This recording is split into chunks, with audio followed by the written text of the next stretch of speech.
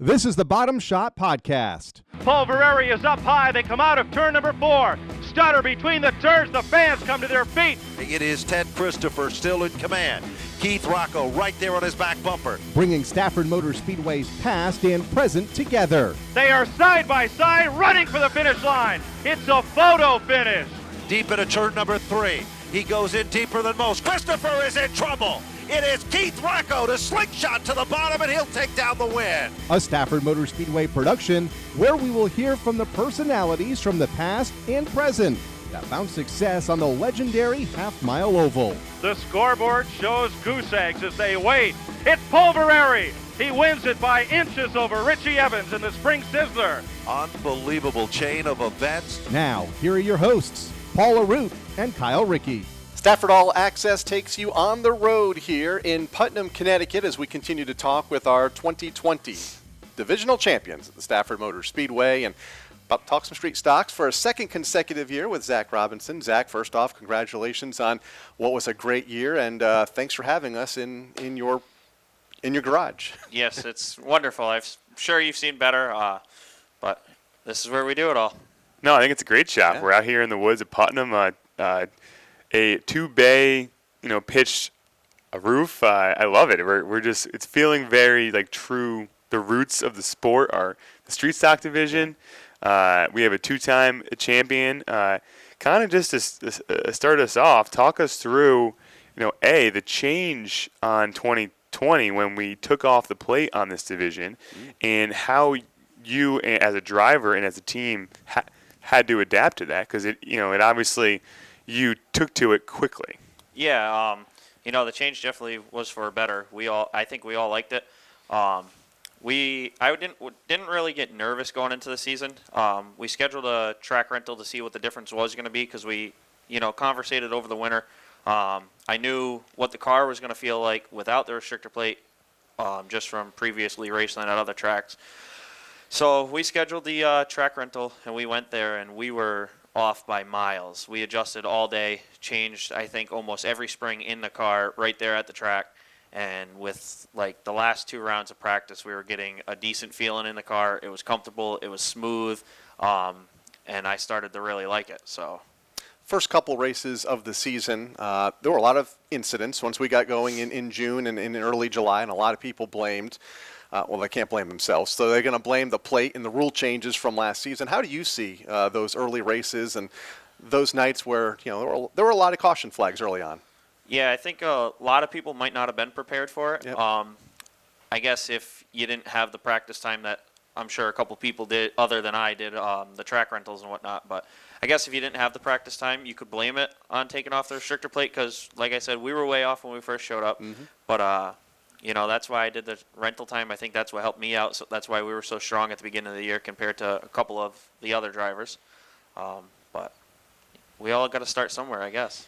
Yeah, and so that's kind of a good segue. So where did, you've been in this class, this type of car, either at Stafford or Thompson or at tracks in Connecticut for, a couple of seasons now. But before that, did you drive any other type of cars, or how did you get started in racing? So the only thing I did previously to that was when I was really young, like 5, 6, I did quarter midgets at the Little T in Thompson. It was only for like a year or two, and then my brother and I decided that we didn't want to do it. We were going to go try and do something else. And then when I was a little bit older, my grandfather was doing the Thompson Modifieds at Thompson, and then he had driven a street stock later in his career. That's the last car that he's driven. And it just gave me the ambition to want to do it. And then he actually started helping at Stafford in the tech shack, and just going there every week and hanging out, I just started to grow a liking for it and said, I want to try this.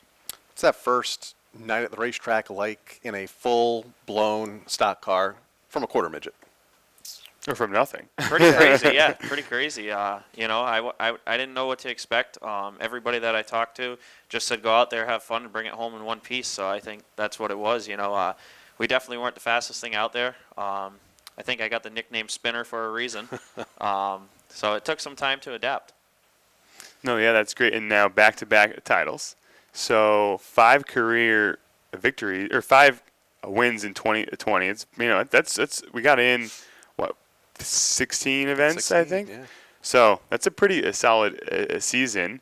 Kind of talk us through like how does the crew like the sponsors, the crew. This is your your time to give a shout out to everyone. So Yeah, it's it's definitely, I think it comes down to a crew thing. It's for the most part, it's myself, Joe Brockett. He's major with the setup, anything with this car. My stepdad's always out here helping, and definitely my grandparents. I think I like to call them the parts runner. But it's just the small group of us that make it happen. My girlfriend comes out and helps out. My mom once in a while. So it's only a small group of us, and then definitely the Anderson family for backing us, Billy and Tara. It's just a small group. We keep it right here. We do everything here, and then the sponsors. I mean, there's quite a few of them, big, small. They're all over the place. So. You mentioned the Anderson family. They've been a part of Stafford Speedway history now for decades. How did that relationship come to be with yourself and the Andersons? So in 2018, I took the season off. I only ran one race. Their daughter obviously ran the street stocks at the end of the year there, and Joe Brockett started helping them out towards the end of the season, trying to get her a car that she liked handling-wise and all that. And he has obviously stuck behind me since day one in 2014 pretty much, or 15. So we were up at Thompson, and we were just slowly trying to get better and better, and he was helping them over at Stafford. And over the winter, at the last race, her car got wrecked. So over the winter, we were supposed to fix it, and then Billy gave Joe a call and said, she's going to move up, and we're looking for somebody to drive the street stock. Do you know anybody that'd be interested? And I was actually the first person he called, and I just chuckled on the phone, and I was like, I'm going to have to think about this for a little bit. But then I called him back. It was like 5 minutes later. I was like, you know what, I'm not even going to think about this. I said, let's do it. Tell him bring us the car, and let's move on. So they brought us the car, and we looked at it, and there was a couple things we weren't happy with. So I said, well, I think this is going to go downhill real fast. I don't know if he's going to want to build a new car or not. And we actually, the first phone call, he was like, let's just do it. Let's move forward. I want to win races. So. And you have in the 2 years since. So there was a point, though, where you weren't, for that 5 minutes, you were questioning driving the car. Is there a reason why, or you weren't sure if you were ready to come back to Stafford or not yet? Is that it? No, I think it was mainly just, I've seen driver ownership kind of deals go bad, so I didn't know if I wanted to stick myself in that predicament. Sure. And then, I said, well, you're not going to know what could happen unless you give it a shot. And we hit it off right away. I mean, Billy came down quite a few times, helped us over the winter. I did everything on this car. I knew nothing about interior tin, and that was actually the first time we actually hung out and we worked together on the car. And I was like, all right, I said, I think this can go somewhere good, because I never really met the guy until the day they brought us the old car. And so we worked on it for a little bit, and I said, I would like to think that we're going to go out there and get you the wins that you want to. And then it was only like 2 or 3 races into the first season with this car, and we won. And it was just the smiles on their faces. I was like, all right, we got to keep this going. And you have now 2 consecutive titles in a row. Assess for me, if you can, the competition at Stafford Motor Speedway. I mean, week in and week out, the street stocks put on some great racing around that half mile. Yeah, there's definitely a lot of great competition out there. It's hard. I mean, the first year we were there with this car, the Fullers are always on their game strong. Jason Lafayette's always on his game. You have Haidar. Bissett was there my first year with this car. And then I'm sure there's others. I can't think of them all, but there's definitely a lot of competition. There's a couple of them that are hit or miss, on off, which I think we all are. You can't be perfect every week. You try to be. You strive to be. But it's crazy. It's on any given night, I think there's probably 3 to 4 cars that could win. Yeah, no, definitely a very exciting class. It's been all summer. The racing's been pretty nuts out there at times. Yep. It's been enjoyable to watch, but I have to ask, let's set the record straight on the incident this summer where you got beat up on the internet, on Twitter. Did you get into the Meg Up car intentionally or not? My input is I didn't do it intentionally. Had to ask. No, I get it. I didn't intentionally do it. I think what happened is we both went into the corner, or I went into the corner hot like we normally would. I think the lap car started to drift up a little bit. She checked up on the brakes just not to cause any trouble, and I was already there too quick. But I personally wouldn't take out the only other fast car that's And that's how I think a lot of people saw it, but you know how Twitter is, and you know the first guy to get jumped on is going to be Zack Robinson. He's had his fair share of Twitter bashers over the years, so let's just set the record straight. Yep, I try not to pay attention to it. You know, I kind of move on. I don't have the Instagram, Facebook, none of that, just for that reason, because it's not worth it. Yeah. You know? Is it hard not to? I guess it's pretty easy if you don't have any of those social media platforms. So. Yeah. Let's talk about the final race of the year for a moment. I think the point lead changed hands, I think 4 or 5 different times, with her backing up and then you backing up and both coming to the front. Kind of walk us through that final race from your seat. And were you counting cars and kind of following where she was on the racetrack? At first, I wasn't counting cars. Okay. We went out there, and I said, I want to go for the win. Yeah. You know, that's what normally gets us there. And that's, you know, between last year and this year, the wins got us to the points lead and kept us up front. So for a little bit there, I was trying to chase Brandon Michaels down. I think that was like halfway through the race. And I said, if this thing keeps going green flag, I think we got it, because I was slowly railing him in. And then the caution came out, and I think that was the changeover, because I said, the car's not as good as it is on the top side that I want it to be. So I definitely knew it was going to change a little bit there. I kind of looked up in the mirror when the caution came out and was trying to see how many spots back Meg was, and then I was just like, all right, we'll have to see what happens on the green flag. And we saw what happened on the final lap. Take me into your mind going down the backstretch through 3 and 4. Where you're like, whoa, this is really going to come to me. A very eventful 12 seconds that changed the season for you. Yeah, definitely. Going down the backstretch, I actually kind of relaxed a little bit. I said we don't have as good of a car as I wish we had. We kind of struggled there the last couple of races with the setup. So I said, all right, just relax. It is what it is. You know, you've had an awesome season. And then I went into turn 3, and I looked up, and I seen her and Brandon sideways, and I don't think I lifted off the throttle. I think I just kept it wide open, aimed for the grass. I said, this is your only chance to go with it. So, I mean, there was definitely excitement after the checkered flag, but it took a little bit for it to set in, and I wasn't sure exactly what was going to happen because of the situation. So I waited until I heard it over the radio. Mm-hmm.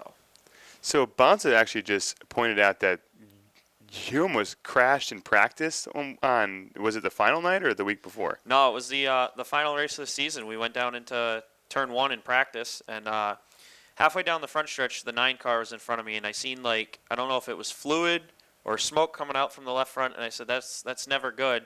So I checked up on the brakes at the flag stand, and actually the car took off on like a 4-wheel skid. Wow. So I let off the brakes, and he just plowed right into the wall, and I turned the wheel left as hard as I could, and I tried to get it to spin out, and luckily we did. So I was able to go down through the grass, but it was sketchy there. That is the for a driver's couple worst minutes, nightmare is when you see a puff of smoke and some fluid. There's nothing you can do, and it's happened a couple times in 2020 where there was just fluid all over the track, especially in the street stocks. It's happened at least twice this year. There's really not much a driver can do when you see a pile of fluid on the track.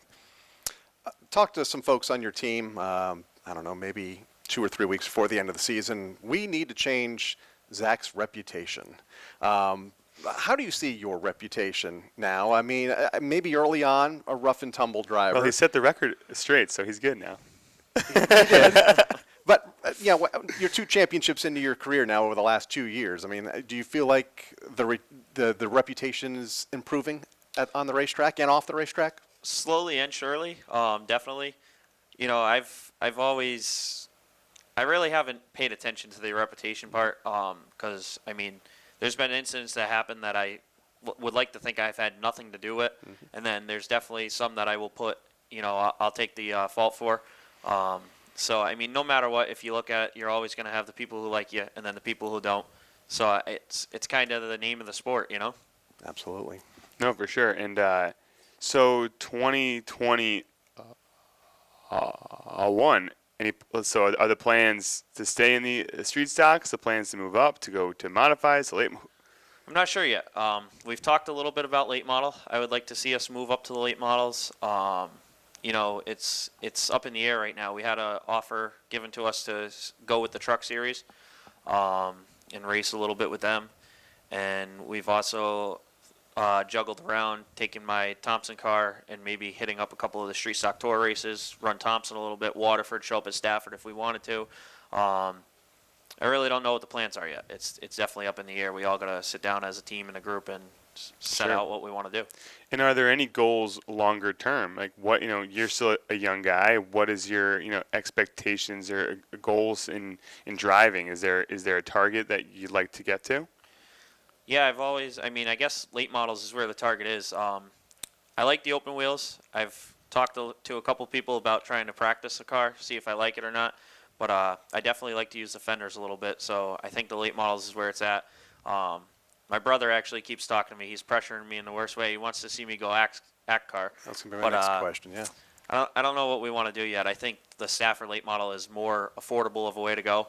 And, there's a lot of fun, too. Yeah, definitely. Looking at it, Stafford late model is definitely already going to be a handful more of work than a street stock. Yeah. So I'm like, I don't know. The act boat is probably can't even count on your hand how much work it is. You know?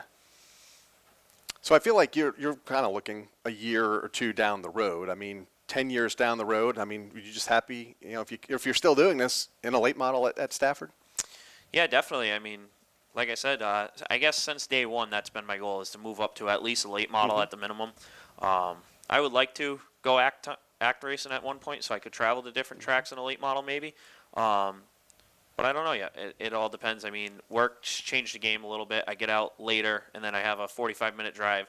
So I've been trying to get on third shift. I think if I got on third shift, that would open up the opportunity to race different tracks and also be able to put more time into a car, so it might progress to something bigger. And that's an element that I think a lot of folks forget about is, they have a lot of these drivers have full-time jobs away from the racetrack, and that often dictates what they can race and where they can race and when they can race. Especially on a Friday, it's always a challenge. It's always been a challenge at Stafford.